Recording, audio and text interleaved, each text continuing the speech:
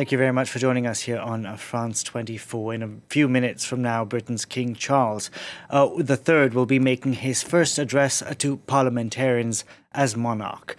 The speech there you can see in the House of Lords will be will list out the government's priorities for the new parliamentary session. King Charles III, accompanied by his wife, Queen Camilla. He will be handed the speech now, which has been written by the government, and then he will read out the speech before parliamentarians. Joining me on set is France 24's Philip Turle.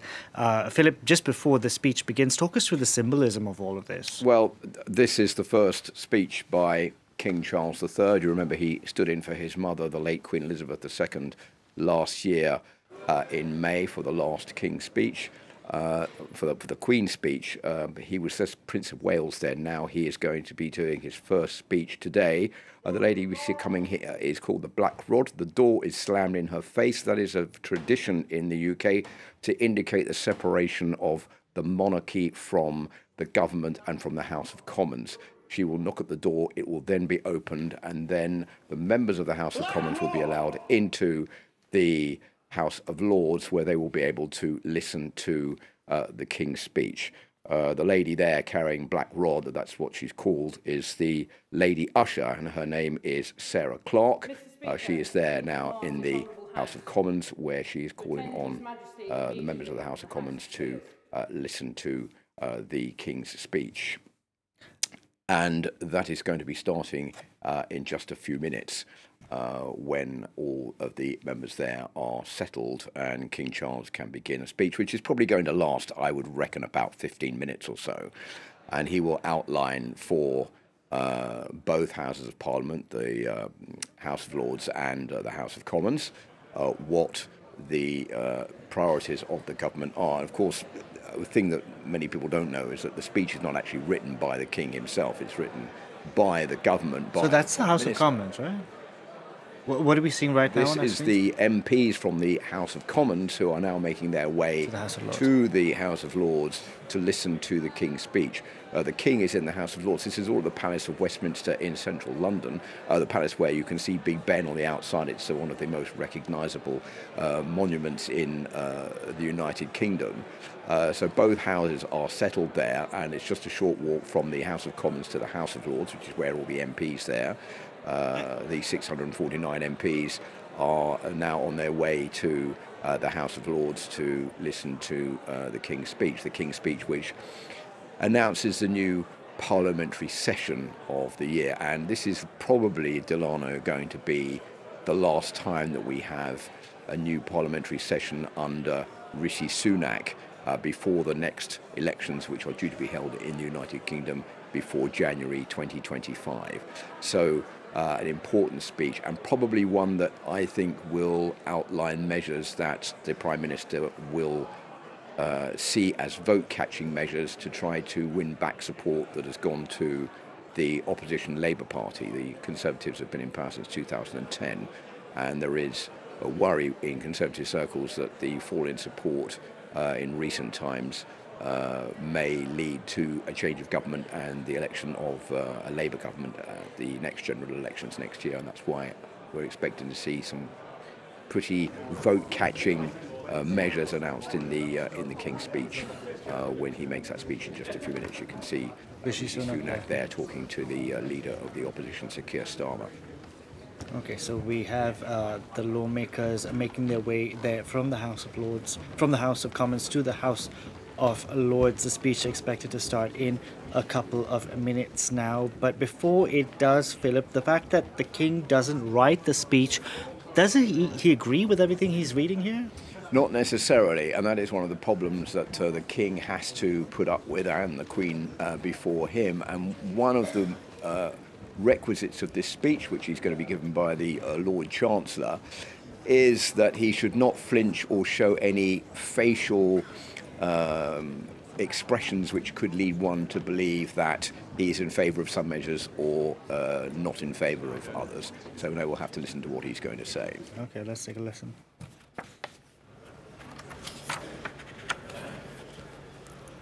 My lords, and members of the House of Commons.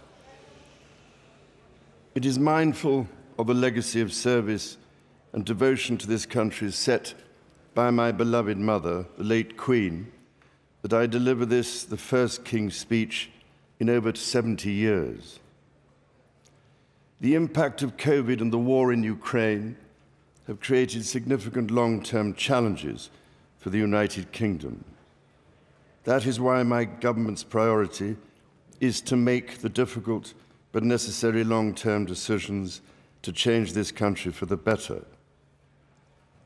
My minister's focus is on increasing economic growth and safeguarding the health and security of the British people for generations to come. My government will continue to take action to bring down inflation, to ease the cost of living for families, and help businesses fund new jobs and investment. My ministers will support the Bank of England to return inflation to target by taking responsible decisions on spending and borrowing. These decisions will help household finances, reduce public sector debt, and safeguard the financial security of the country. Legislation will be introduced to strengthen the United Kingdom's energy security and reduce reliance on volatile international energy markets and hostile foreign regimes. This bill will support the future licensing of new oil and gas fields, helping the country to transition to net zero by 2050 without adding undue burdens on households. Alongside this, my ministers will seek to attract record levels of investment in renewable energy sources and reform grid connections, building on the United Kingdom's track record of decarbonising faster than other G7 economies. My government will invest in Network North to deliver faster and more reliable journeys between and within the cities and towns of the North and Midlands, prioritising improving the journeys that people make most often. My ministers will strengthen education for the long term. Steps will be taken to ensure young people have the knowledge and skills to succeed through the introduction of the Advanced British Standard that will bring technical and academic routes into a single qualification. Proposals will be implemented to reduce the number of young people studying poor-quality university degrees and increase the number undertaking high-quality apprenticeships. My ministers will take steps to make the economy more competitive, taking advantage of freedoms afforded by the United Kingdom's departure from the European Union. A bill will be brought forward to promote trade and investment with economies in the fastest-growing region in the world. My ministers will continue to negotiate trade agreements with dynamic economies, delivering jobs and growth in the United Kingdom. My ministers will introduce new legal frameworks to support the safe commercial development of emerging industries, such as self-driving vehicles, introduce new competition rules for digital markets, and encourage innovation in technologies such as machine learning.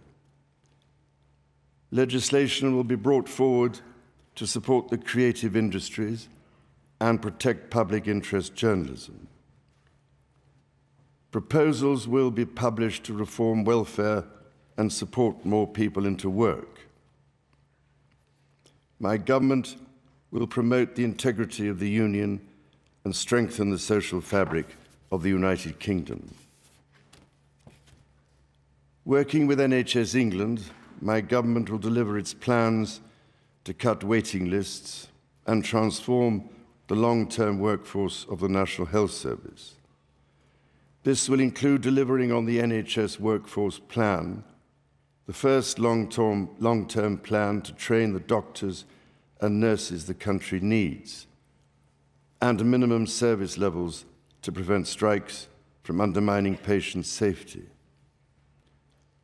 Record levels of investment are expanding and transforming mental health services to ensure more people can access the support they need. My government will introduce legislation to create a smoke-free generation by restricting the sale of tobacco so that children currently aged 14 or younger can never be sold cigarettes, and restricting the sale and marketing of e-cigarettes to children. My ministers will bring forward a bill to reform the housing market by making it cheaper and easier for leaseholders to purchase their freehold and tackling the exploitation of millions of homeowners through punitive service charges. Renters will benefit from stronger security of tenure and better value, while landlords will benefit from reforms to provide certainty that they can regain their properties when needed. My government will deliver a long-term plan to regenerate towns and put local people in control of their future. Legislation will be brought forward to safeguard the future of football clubs for the benefit of communities and fans. A bill will be introduced to deal with the scourge of unlicensed pedicabs in London. My government is committed to tackling anti-Semitism and ensuring that the Holocaust is never forgotten. A bill will progress the construction of a National Holocaust Memorial and Learning Centre in Victoria Tower Gardens. My government will act to keep communities safe from crime, antisocial behaviour, terrorism and illegal migration. A bill will be brought forward to ensure tougher sentences for the most serious offenders and increase the confidence of victims. My ministers will introduce legislation to empower police forces and the criminal justice system to prevent new or complex crimes, such as digital-enabled crime and child sexual abuse, including grooming. At a time when threats to national security are changing rapidly due to new technology, my ministers will give the security and intelligence services the powers they need and will strengthen independent judicial oversight. Legislation will be introduced to protect public premises from terrorism in light of the Manchester Arena attack. My government will deliver on the Illegal Migration Act passed earlier this year and on international agreements to stop dangerous and illegal channel crossings and ensure it is the government, not criminal gangs, who decides who comes to this country. My government will continue to champion security around the world, to invest in our gallant armed forces, and to support veterans to whom so much is owed. My ministers will work closely with international partners to support Ukraine, strengthen NATO, and address the most pressing security challenges. This includes the consequences of the barbaric acts of terrorism against the people of Israel, facilitating humanitarian support into Gaza, and supporting the cause of peace and stability in the Middle East. My government will continue to lead action on tackling climate change and biodiversity loss, support developing countries with their energy transition, and hold other countries to their environmental commitments. The United Kingdom will continue to lead international discussions to ensure that artificial intelligence is developed safely. My government will host the Global Investment Summit, the European Political Community, and the Energy Conference, leading global conversations on the United Kingdom's most pressing challenges. I look forward to welcoming His Excellency the President of the Republic of Korea and Mrs. Kim Keon-hee for a state visit later this month. My government will, in all respects, seek to make long-term decisions in the interests of future generations. My ministers will address inflation and the drivers of low growth over demands for greater spending or borrowing. My ministers will put the security of communities and the nation ahead of the rights of those who endanger it. By taking these long-term decisions, my government will change this country and build a better future. Members of the House of Commons, estimates for the public services will be laid before you. My Lords and members of the House of Commons, other measures will be laid before you. I pray that the blessing of Almighty God may rest upon your counsels.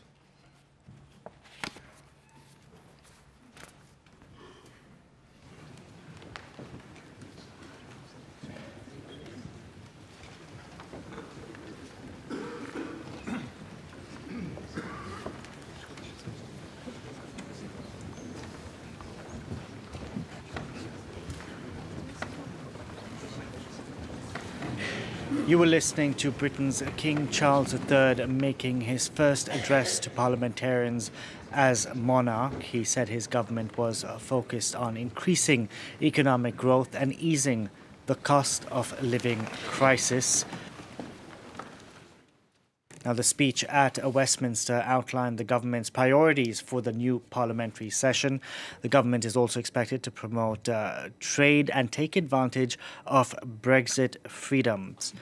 Now, France 24's international affairs editor Philip Ters was in the studio with me listening to that speech. Philip, what did you make of what the King said in that speech, which he did not write? We should clarify. That is a speech that was written by the government, by the Prime Minister. And as I was saying just before the speech began, it was a speech that is destined to come forward with measures to be appealing to the electorate ahead of elections which are due to take place in the United Kingdom before the end of next year. So what many were saying was that the measures the King was going to announce would go against his own wishes, that there were going to be more planet-friendly measures announced by the government. In fact, what the King did announce in that speech, I think, would be generally welcomed by him as an individual, because he is someone who is been very attentive about the threat of global warming for decades now, and there were measures in there that have been announced that the UK is going to take the necessary steps to try to thwart global warming and to move towards liberating the United Kingdom from greenhouse gases by 2050. All of these are measures that, of course, the King would be in favour of himself. The speech saying that the government is ready to tackle climate change as well. That's something else that King Charles has always said that he wants to remain in favour of. So I think certain measures there are going to be getting the thumbs up from the royal family. But generally, what we saw was measures that are really at the forefront of concerns within the United Kingdom, like the National Health Service plans to cut waiting lists, which is something which people have been complaining about for a very long time, an increase in the train services, better travel around the country, stopping the migrant boats coming across the channel from Calais to the United Kingdom. That's something the government has been trying very hard to clamp down against, attacking anti-Semitism in the United Kingdom, the announcement that there was going to be a new Holocaust memorial built in central London. That was something that will be welcomed, I think, especially in the current international situation. I want to with just the war jump in on that Gaza. because international events did sort of make their way into the speech. We had the monarch mention the war in Ukraine, as well as the attacks last month in southern Israel, Hamas's attacks. Yeah, and also the king saying that the United Kingdom would remain very vigilant about what was going on, and saying that it supported the people of Gaza in the face of these bombing raids from Israel, but also that Israel had a right to defend itself, and that there needed to be a peaceful solution to all of this, a peaceful resolution. The United Kingdom has been quite vocal, like many other countries, in its desire for a two-state solution between the Palestinians on one side and the Israelis on the other. All of that coming out in the speech here. Also a mention of the war in Ukraine and the threat to world stability as well. So lots of international points that were brought up in this speech. It remains to be seen now. There's an interesting couple of points that are need to be looked at. The first one is that this speech lasted about 10 minutes, a little bit shorter than expected, and it will now be voted on this afternoon in the House of Commons. There is a vote. It's a symbolic vote, really, amongst MPs put forward by the Prime Minister. It is nearly always accepted. The only time that MPs have voted against a King's speech that was presented to the House of Commons was in 1924, when Stanley Baldwin was Prime Minister. So it's almost 100 years ago in just a few months. Is this the last King's speech before the next general election in the UK? Well, there's no exact date on when that election is going to take place. It has to take place before the end of next year, or January 2025. I think that there probably won't be another new parliamentary session between now and then, because it'll all be too complicated to organise when we are in an election year. And the second point is that, as we don't know the date, the government will see when it calls an election, depending on how popular it is in the opinion polls, and then it will announce the date pretty soon after that.